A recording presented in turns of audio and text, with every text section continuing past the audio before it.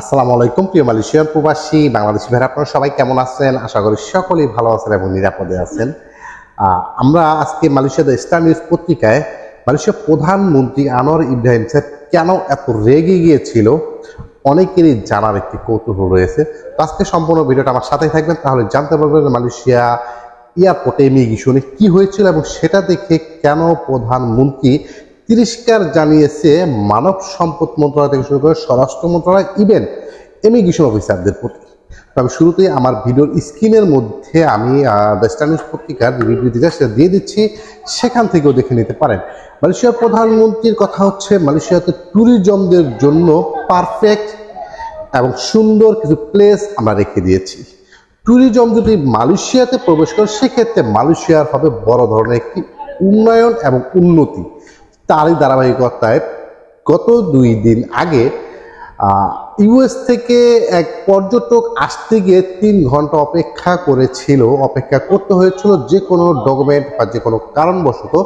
তারই সূত্রপাত ধরে মালয়েশিয়ার প্রধানমন্ত্রী আনোয়ার ইব্রাহিম স্যারের কর্ণপাত হয় এবং তারা সেটা দেখার পরে মালয়েশিয়া ইমিগ্রেশনের প্রতি সে একটি তিরস্কার পোষণ করেছে। সেটা হচ্ছে যে এত লেন্দি প্রসেস কেন হবে, সেটা নিয়ে মালয়েশিয়ার স্বরাষ্ট্রমন্ত্রী সাইফুদ্দিন নাসাসুন ইসমাইল স্যারকে জবাবদিহিতার মধ্যে নিয়ে আসছে। কিন্তু মালয়েশিয়ার স্বরাষ্ট্রমন্ত্রী সাইফুদ্দিন নাসাসুন স্যার বলেছে, আমরা 6 মে থেকে আমরা আরেকটা প্রজেক্ট চালু করতে যাচ্ছি, সেই ক্ষেত্রে আশা করা যাচ্ছে পর্যটকদের জন্য কোনো রকম হয়রানির শিকার হবে না। যদিও এখন একটু চাপ সৃষ্টি হচ্ছে, সেই সুবাদে আমাদের একটু মেনে নিতে হচ্ছে। কিন্তু প্রধানমন্ত্রী যে তিরস্কার জানিয়েছে ইমিগ্রেশন কর্তৃপক্ষরা, তাদের বক্তব্য হচ্ছে আমাদের তিরস্কার জানিয়েছি ডাজেন্ট ম্যাটার, কারণ পিতা মাতা অনেক সময় ছেলে সন্তানদের ভুল ভ্রান্তি হলে কিন্তু তিরস্কার জানায়।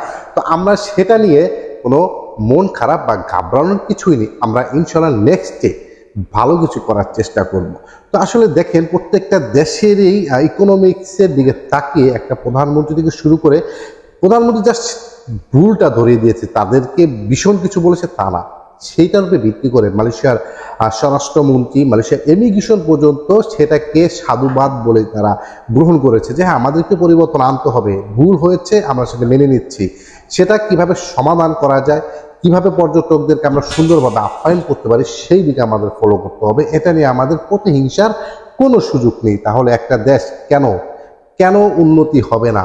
আজকে মালয়েশিয়ার মতো একটি ছোট দেশ, আমরা সকলেই জানি ছোট দেশ না, যদিও এটা বিগ এক দেশ, বাট বর্তমান ইন্টারনেট হিসাবে খুবই ছোট।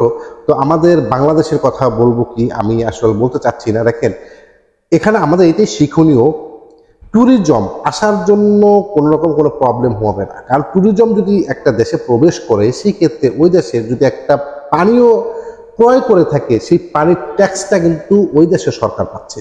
শুধু পানি নেয়, একটা পর্যটক আসার পরে থাকা খাওয়া যাবতীয় কিছু মিলিয়ন রিঙ্গিত বা ডলার খরচ করে যায়, তার কিন্তু পার্সেন্টেজটা প্রধানমন্ত্রী বা দেশের উন্নয়নের জন্য, ইভেন তাদেরকে খেদমত করার জন্য কিন্তু মালয়েশিয়াতে বিভিন্ন শ্রমিক রয়েছে, তারাও কিন্তু প্রফিটেবল হচ্ছে।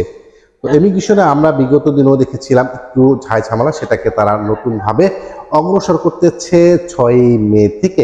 তো মালয়েশিয়ার স্বরাষ্ট্রমন্ত্রী সাইফুদ্দিন নাসাসুন স্যারকে আমরা সাধুবাদ জানাই। সে আসলে এটাকে সাদর আমন্ত্রণ হিসাবে নিয়েছে। মালয়েশিয়ার প্রধানমন্ত্রী তিরস্কার জানিয়েছে, এটা কোনো ব্যাপার না, অবশ্যই তারা তাদের ভুলগুলো শুধরে নেবে। তো মালয়েশিয়া অবশ্যই পর্যটকদের জন্য বিখ্যাত। এই মুহূর্তে যারা ট্যুরিস্ট ভিসাতে মালয়েশিয়া আসতে চাচ্ছেন, তারা অবশ্যই হ্যান্ডসাম, বাট একটু ইংলিশে কথা বলা জানতে হবে। আপনারা আগে পরে অনেকে যারা এসেছেন, তারা কিন্তু নর্মালি কন্ট্যাক্ট বা বিভিন্নভাবে ফয়রাদের মাধ্যমে এসেছেন। এখন কিন্তু সেটার পসিবল হবে না। নিজের মস্তিষ্ক, নিজের ব্রেনকে প্রয়োগ করে আসতে হবে ইমিগ্রেশন ক্রস করে। সেক্ষেত্রে কথাটা মিলে গিয়েছে না, মস্তিষ্ক খাটিয়ে আসতে হবে ইমিগ্রেশন ক্রস করে। আর হবে না কন্ট্রাক্ট, আর হবে না ফয়রামি। হয়তো 2-1টা হতে পারে রাত 3টার পরে, বাট একজন যোগ্য একজন ট্যুরিজম অবশ্যই সে ইংলিশ জানতে হবে, মিনিমাম ন্যূনতম ইংলিশ জানতে হবে, যেটা আপনার চলার জন্য প্রয়োজন হয়। তো এরকমটাই বলেছে মালয়েশিয়ার প্রধানমন্ত্রী, বিভিন্ন পত্রিকার মধ্যে আমরা দেখেছি। তো ইনশাল্লাহ মালয়েশিয়ার ট্যুরিজমের জন্য যেহেতু বিখ্যাত, সবাই সবার ফ্যাসিলিটির মতো পরিবারও নিয়ে আসতে পারেন। অনেকে আমাকে কমেন্ট করেছিলেন, বাট কিছুদিন আগে আমরা লাইভ করেছিলাম, সেখানে অনেক বড় একটা প্রায়োরিটি পেয়েছিলাম কিভাবে পরিবার নিয়ে আসা যায় মালয়েশিয়াতে। আমার বৈধ পারমিট, বাট আমি যেতে পারছি না যে কোনো ইস্যু ধরে বা যে কোনো প্রবলেম ধরে, বা আমার ডকুমেন্ট এখন আমি হাতে পাইনি, বাট প্রসেসিং চলতেছে, সেক্ষেত্রে আমার পরিবার আনতে চাচ্ছি। আনা যাবে ইজিতেই। ট্যুরিজমের জন্য বর্তমান মালয়েশিয়া খুবই ফেভার দিয়েছে, বাট আমি এটা নিয়ে ইনশাল্লাহ নেক্সটে ফুল অ্যান্ড ফাইনাল একটা ভিডিও নিয়ে আসবো, হয়তো সেটা থেকে আপনার ওই প্রসেসে কাজ করলে দালাল ছাড়া ফয়রা ছাড়া ইজিতেই এটা টিকিট ভিসা দিয়ে চলে আসতে পারবেন। অবশ্যই আপনার বৈধকরণ থাক, মালয়েশিয়াতে ডকুমেন্টেড হতে হবে, কোম্পানির কিছু একটা সাপোর্ট প্রয়োজন হবে। তো ইনশাল্লাহ পরবর্তীতে দেখা হবে ভালো কিছু ইনফরমেশন নিয়ে সাধারণ প্রবাসীদের জন্য। সকলে ভালো থাকবেন, নিরাপদে থাকবেন, দেখা হবে নেক্সট কোনো ভিডিওতে। আসসালামু আলাইকুম।